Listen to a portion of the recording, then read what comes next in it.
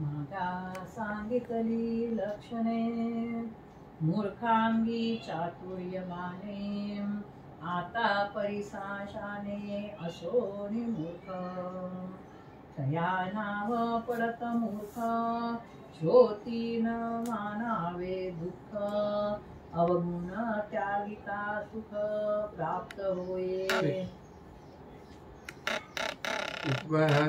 तिसऱ्या दशकातला 10वा दशक, दुसरा समाज 10वा. दुसरा दशक आहे 10वा समाज. पडत मूर्खाची लक्षण. पडत मूर्ख कोणाला मिळेल? एकतर मूर्खता आहेच, पण पडत कोण? म्हणजे जो शिकलाय, ज्याला काहीतरी ज्ञान आहे. आता ते ज्ञान म्हणजे कसं? ग्रंथ वाचून, निरूपण ऐकून ज्ञान प्राप्त कर. ज्ञानी कोण? ज्ञानी कोण नाही, सगळे ज्ञानीच आहेत. ज्ञान कोणाला नाही? सगळ्यांना ज्ञान आहे. कोणाला? पडत मूर्ख म्हणजे काय? ऐकलंय खूप, वाचलंय खूप, ज्ञान त्याला आहे, पण तरी तो मूर्ख आहे, शहाणा नाही. कारण काय? सद्गुरु जवळ बसलाच नाही कधी. सद्गुरु जवळ बसणं जे आहे साधी गोष्ट नाही आहे, लक्षात घ्या. ग्रंथ वाचून, निरूपण ऐकून ज्ञान सगळ्यांना होतं, पण सद्गुरु जवळ बसणं जे आहे ही एक वेगळीच गोष्ट आहे. सद्गुरु जवळ जो जातो, सद्गुरु ज्ञान त्याच्यात शिरतं, आपोआप शिरतं, मग तो अंगे ज्ञानरूप होतो. पडत मूर्खता त्याला शिवू शकत नाही. जो सद्गुरु पुत्र आहे, सद्गुरु जवळ गेलेला, मी जवळ गेलेला असं म्हणतोय, लक्षात घ्या. पडत मूर्खता त्याला शिवूच शकत नाही. बर, पडत मूर्खता कोणाला शिवू शकत नाही? दुसरं एक सांगतो. ज्याच्या अंगी भक्ती रुजलेली आहे, सद्गुरु भक्ती रुजलेली आहे, तो पडत मूर्ख असू शकत नाही. तर महत्व कशाचं आहे ते लक्षात घ्या. पडत मूर्ख कोण? ज्ञान झालं मला असं ज्याला वाटतं, तो पडत मूर्खच आहे. किती ज्ञान झालं तरी मला काही कळलं नाही असं म्हणतो ना, तो भक्तीने सद्गुरूच्या पायाशी आहे, देवाच्या चरणाशी आहे. मग त्याच्या अंगी पडत मूर्खता येऊ शकत नाही.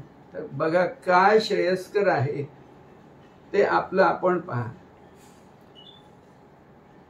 मी प्रत्येक वेळी सांगतो तुम्हाला की ज्ञान श्रेष्ठ माणूस नका.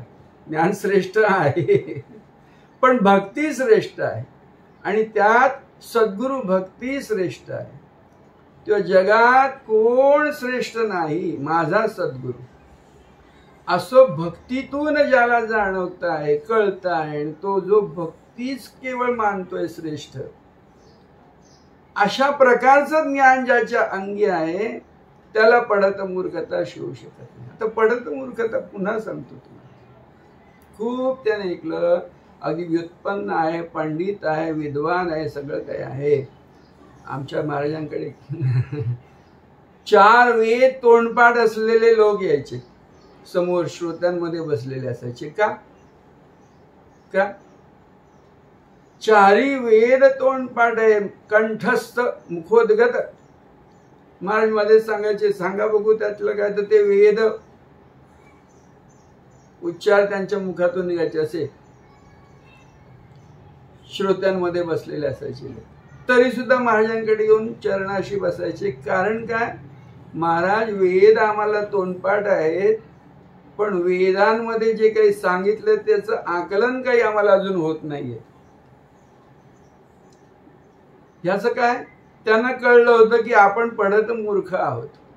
खरं जे सत्य आहे ते आपल्याला कळले नाही. विसपागे सुद्धा आमचे सभापती होते, महाराजांचे शिष्य होते, नंतर झाले शिष्य. आधी ऐकायचे महाराजांकडे, निरूपण, चर्चा, संवाद तिचं काय चालायचे, ज्ञान संवाद तिथे येऊन करायचे. आणि मग एकदा ते महाराजांना म्हणाले, महाराज मी तुमच्याशी चर्चा करतो, सगळं मला वेदांचं ज्ञान आहे, पण अजून माझी ही जी काही आहे तगमग जी आहे ती शांत का होत नाहीये. मला ज्ञान झालंय, मला कळतंय, तुमच्याशी मी चर्चा करतोय, परंतु अजून ती शांती जी आहे, सुख जे आहे, जे समाधान आहे चिर असं, ते काही मला गवसले असं वाटत नाही. असं कारण काय? तर महाराजांनी त्यांना फार सुंदर सांगितलं. म्हणजे वटवृक्ष जो असतो ना, वटवृक्ष, त्याचं बी फळ खाली पडलं किती लक्षावधी फळं लागतात आणि बिया जमिनीवर पडतात, पण त्यातून वटवृक्ष निर्माण होत नाही, रोप लागत नाही, अंकुर निघतच नाही. कधी रुजतो, कधी ते फळ रुजतं?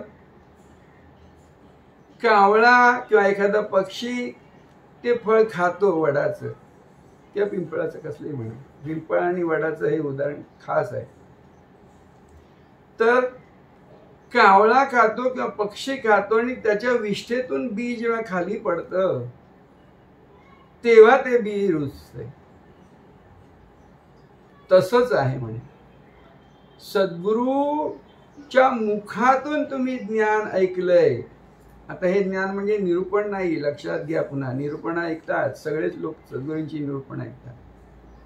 तर सद्गुरूकडून तो बीज मंत्र तुम्हाला प्राप्त झाला पाहिजे. म्हणजे सद्गुरूचं शिष्यत्व तुमच्या ठिकाणी रुजलं पाहिजे. ते सद्गुरू मुखातून जो मंत्र, नाममंत्र आहे तो तुमच्या कानी पडला पाहिजे, कर्णसंपुटातून शिरला गेला पाहिजे, तो रुजणार. मग ते ज्ञान फळाला येणार, फलद्रूप होणार. तेव्हा पागे साहेबांनी, विस पागे विधान परिषद, महाराष्ट्राच्या विधानसभेचे सभापती होते, त्यांनी शिष्यत्व पत्करलं, महाराजांचं नामंत्र प्राप्त झालं. हा, ते हे आहे. तर पडत मूर्ख सगळे असतात पण आत्मज्ञानी नसतात. तर आत्मज्ञानी होण्यासाठी सद्गुरूंकडून ज्ञान प्राप्ती झाली पाहिजे. आता सद्गुरूंकडून ज्ञान प्राप्ती कधी होणार?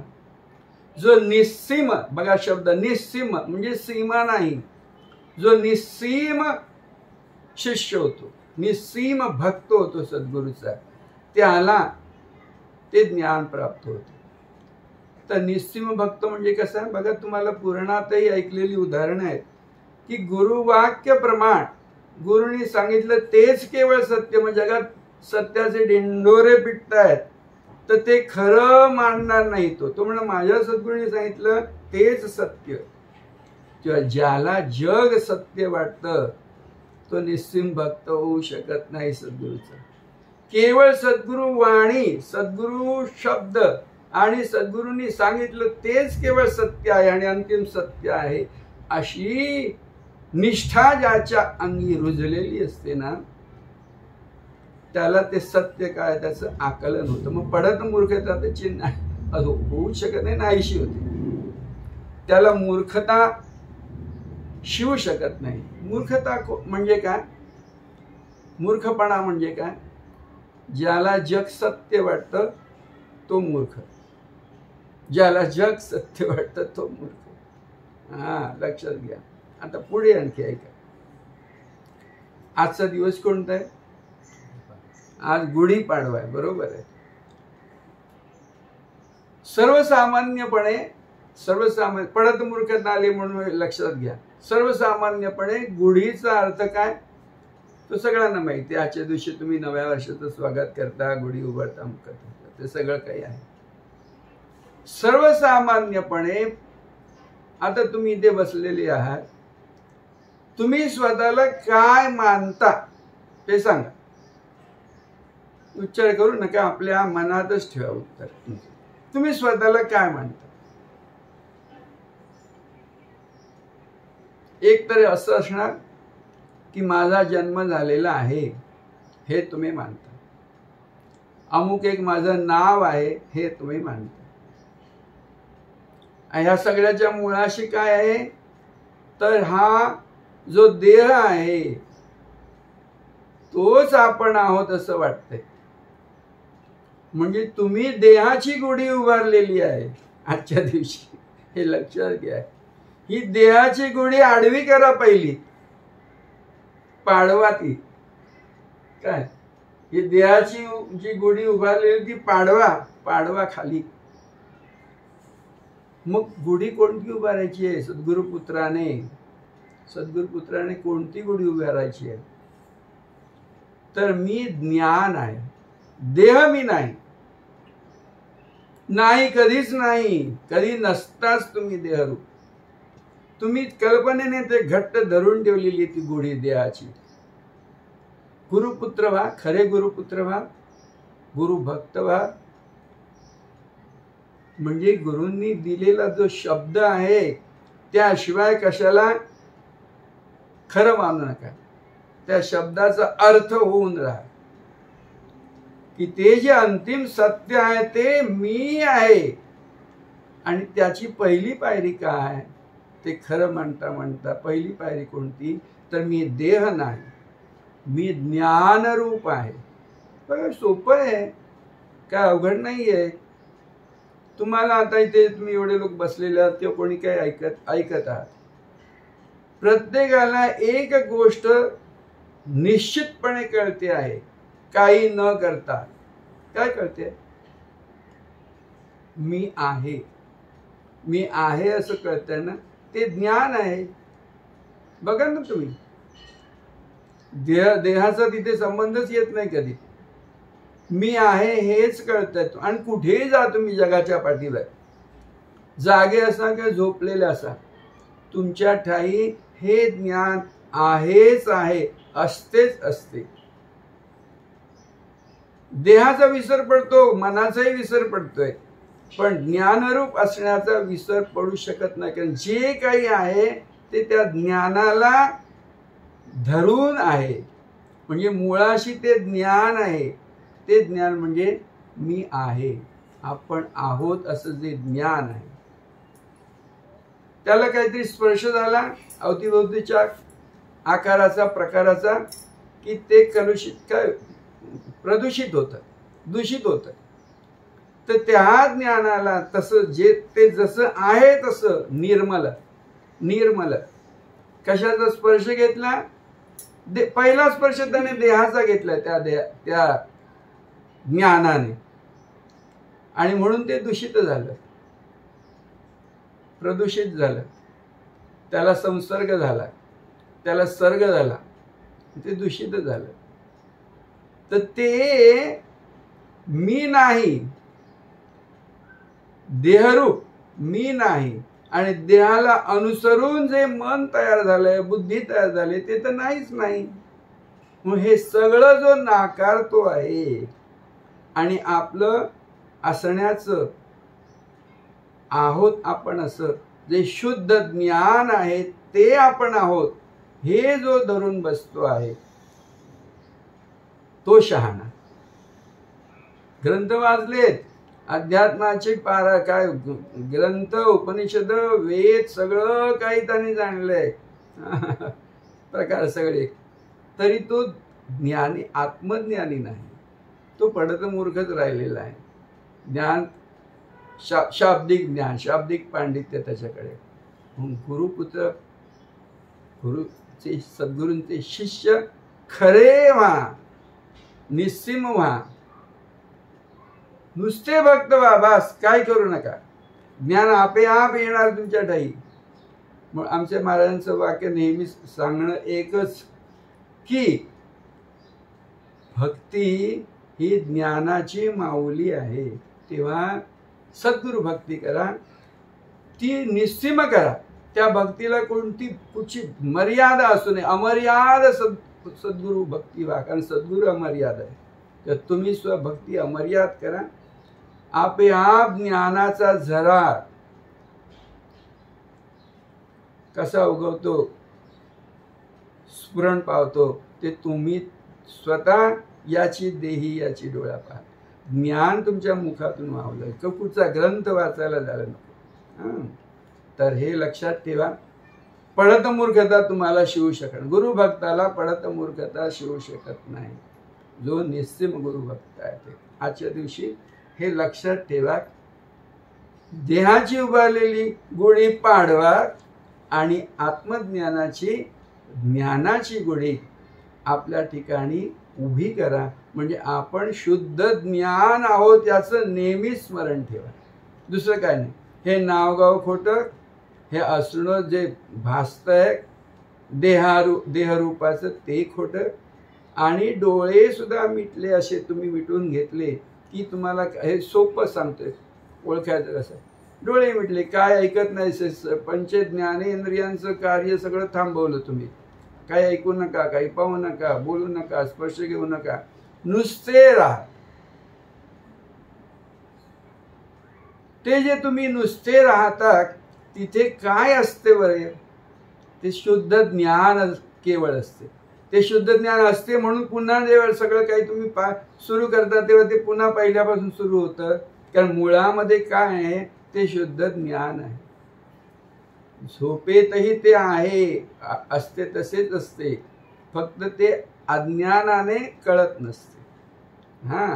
ते अज्ञान नाहीसे झाले की मुळात जे ज्ञान आहे ते असतेच असे, आहेच असे, निखाल जसे आहे तसे शुद्ध, आणि ते अमृत असणे असते. हे पुन्हा लक्षात घ्या. पुढे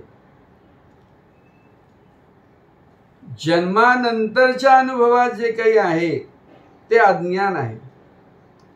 जन्माच्या पूर्वी जे आहे ते शुद्ध ज्ञान आहे. एवढं ऐकून ठेवा. अर्थ कळेल तेव्हा कळणार तुम्हाला योग्य वेळी.